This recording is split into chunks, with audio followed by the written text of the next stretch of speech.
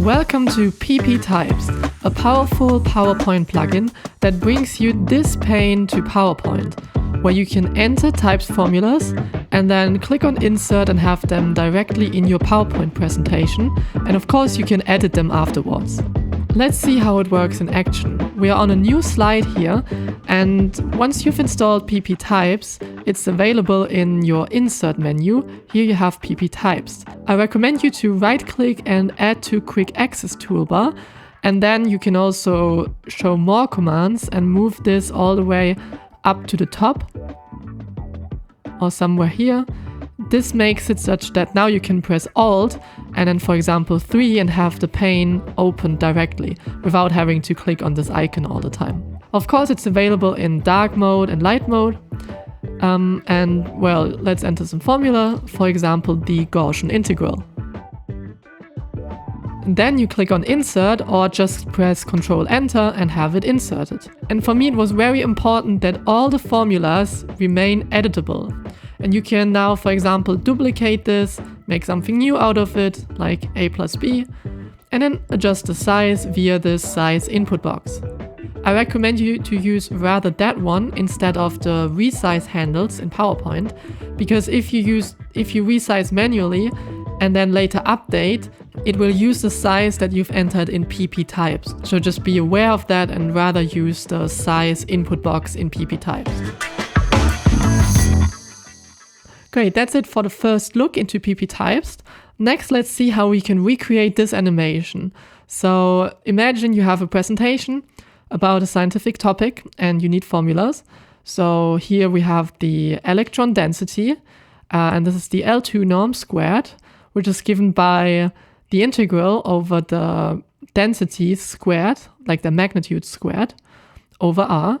And what we can do now is show how we derive another formula out of that. So we plug in the definition of rho in some kind of basis. The details of this basis are not important now. Just note that it's a linear combination and the p's here, they are my coefficients. This is a finite sum, so we can take out the sum here. Next, what we see here in this integral is the overlap between those basis functions omega mu and omega nu. And we call them now W mu nu. These are the basis overlap integrals. So we can write it like this, and this lets you think of matrix notation. So in the end, we have shown that the L2 norm of our electron density is given by this expression. Now let's see how we can recreate this animation in PowerPoint. To do something like this, I recommend writing down your formulas first in another real editor, for example in the Typst web app or in VS Code with the great TinyMist Typst extension that I can really recommend. What it allows you to do is just click on Preview, and then you have this preview pane. You can even open it in the browser if you want. And since Typst is blazing fast, you see the basically real-time preview on the right side. Okay, so now that we have this, let's just copy and paste it in here. Now we see a small preview, and let's click on Insert. And in this case, I know already that this will stay as is. Like, we won't modify anything anymore. That's why I pasted like the whole thing into this pane. Otherwise, you could of course go ahead and paste the individual parts, but then you'd have to align them, for example, and this was nicely done already in Typst. I've double checked that it looks correct, because now I'm going to decompose this into shape objects by pressing Ctrl-Shift-G or right-clicking Group, Ungroup. It will ask you, are you sure to do this? Yes. It will produce some shapes. It may impact performance, but not that much, so yes, we'll do that.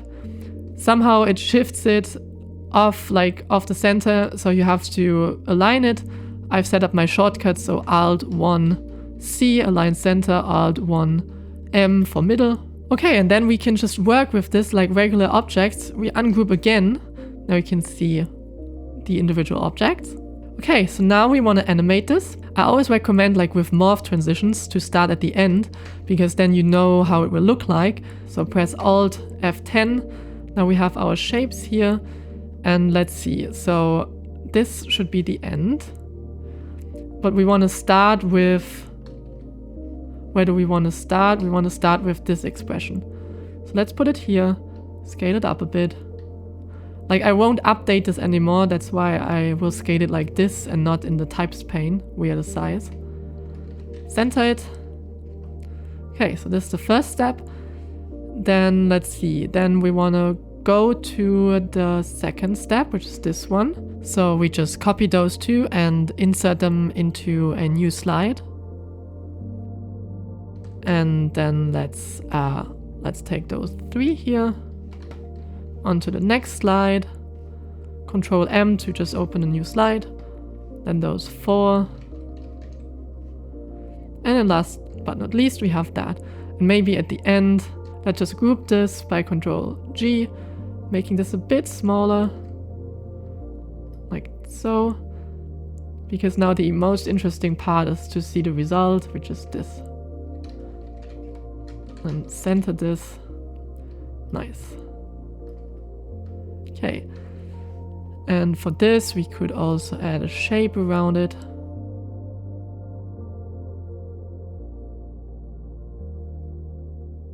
Then right-click O for Format Shape.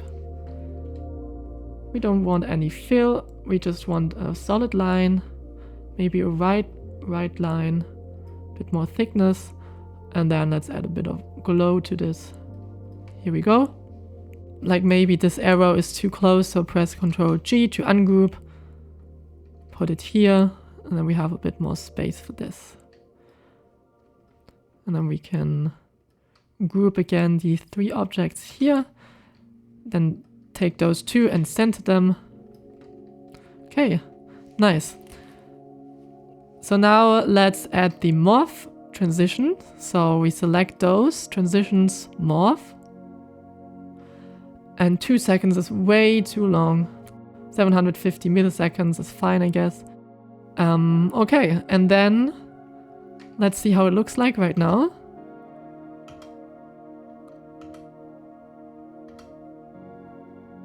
Okay, and then in the last step, you see what happens. We don't have a nice animation, we just have a fade. That's because you have to take care of what you're grouping and what not, because this is grouped now, but here on the slide beforehand, it wasn't. So then PowerPoint can't morph between those states. So we have to ungroup it here again. So now it should work. Now if we do it like, yeah, now it works. Okay, great. Now, what we could do is also highlight what we're doing in each step, like I did here. So for example, here I highlighted that we're plugging in this definition of row, and just to get a bit of syntax highlighting for your formula, let's do that. So ungroup, I take these parts here and fill them red. I take these parts here, fill them red, and of course we have to regroup them. So now, as you can see, when we're doing this, we have this highlighted.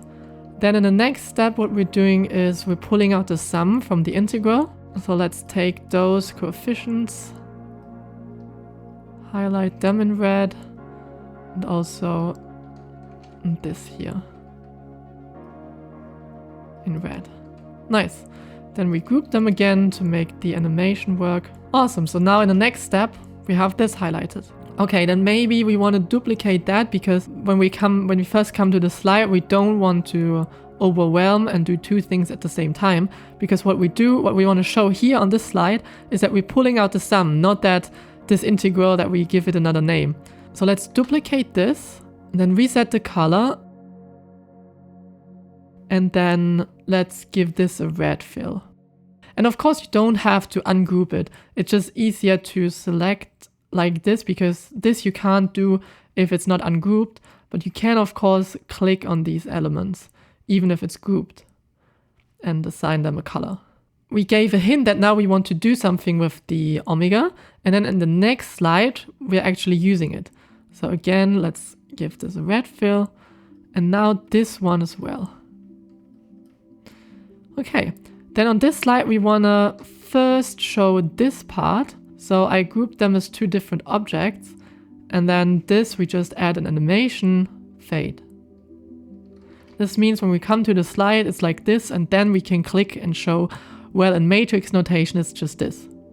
And if we go back again to here, let's check that it works out. Nice. And well, here we could even delete this whole underbrace thing, because we don't need it at this moment. So let's see where we are. We have this and this. Okay, now here we see a problem, because now we suddenly have these overlap integrals and here we didn't. So those should be a new object. So let's ungroup. Then let's just put those into one group. And if you press Alt F10, you can disable this, select the others group, and then show it again. This was just to make selection easier. So now when we go there, nice, we can see it works. And then of course, yeah, we have to do the same on the other slides. Well, that's just how it is. That's why that's why it's sometimes better to work from the back, because then you already know what to show when. And you don't have to do this manually all the time. But it shouldn't be that much work left, so let's just select those. Control G. Okay. And then here in this slide, well, we have to do the same. These, Control G. This, Control G. Now it should work. Yeah, and then for this part as well, these were two groups. So now it should work. Let's see.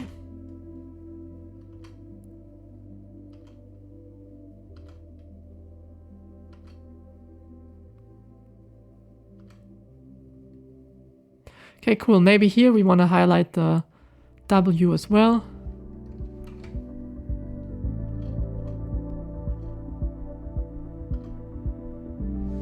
And here we go. That's our whole animation. And in the end, we have derived this formula that you see at the bottom. I hope this gave you some inspiration for your own talks, how to guide viewers through your slides, through your formulas. And yeah, well, now you can get creative, have fun with PPTypst.